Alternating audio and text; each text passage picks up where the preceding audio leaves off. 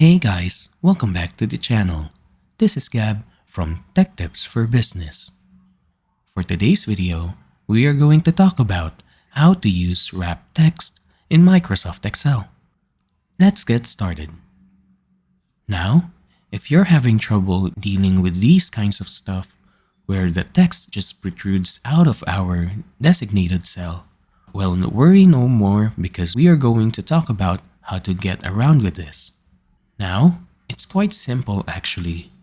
All we have to do is click on the cell that we want to wrap our text with to contain it into one cell.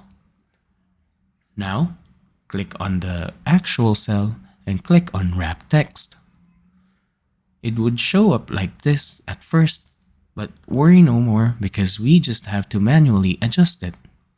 All we have to do is aim for the column header on the top until your cursor shows this symbol. Now, drag our column header and drag it all the way to what we're comfortable with. Let's say this one.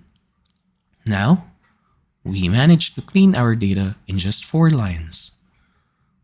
We can easily clean this by selecting all the cells and putting it in center or middle align. We can do the same for the other one. Just click on the cell, wrap text, and click on the middle align. And there we go. Quick and easy, right?